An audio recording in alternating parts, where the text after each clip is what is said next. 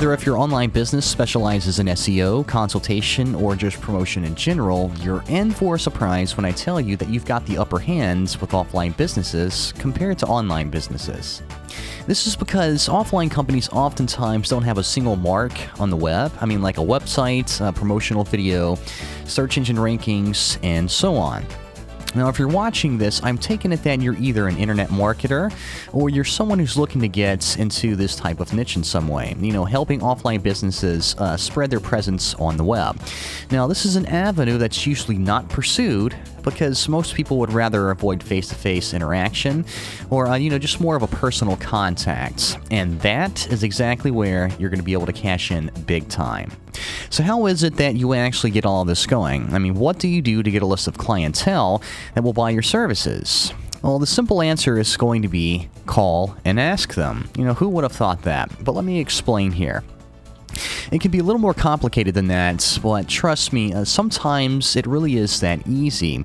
I mean, we'll be taking a look at things here that you should consider mapping out before you actually contact these companies in the next section, but afterward, you're going to be provided with different methods of contacting both local and nationwide businesses for building a client list. Now let's see how you can start mapping out your plan. Okay, so exactly what is it that your company provides? I mean, which kind of service, product, promotion, and so on. So follow each one of these steps, and you're sure to come up with a spectacular plan. Number 1, gather a list of all the skills that you have.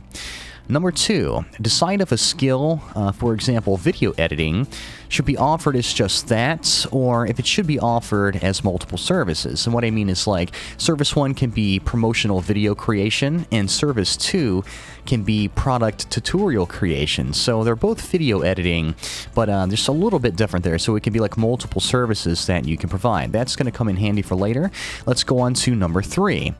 Take your skill sets and give each one a service name.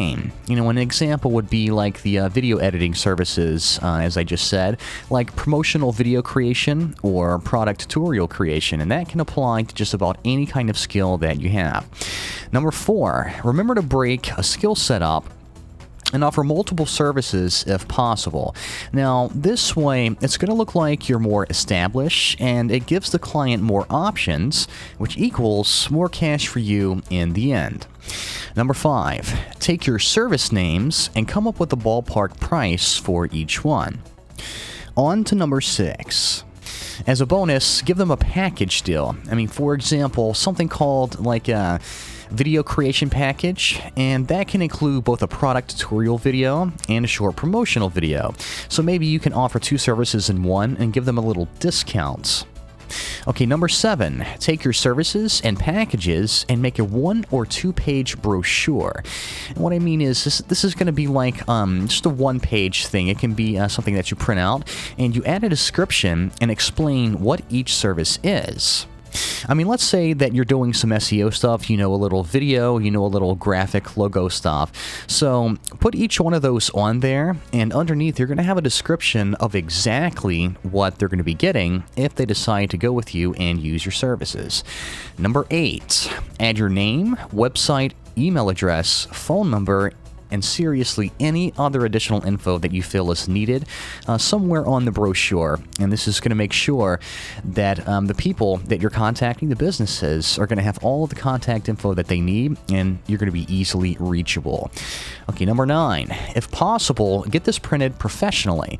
Now, if that's not possible, you can just print it out and make it look as slick as you can, but you can go to places like Kinko's or something like that, or you can use an online service that does printing for like business cards and stuff. I'm sure that they can take care of you in that area.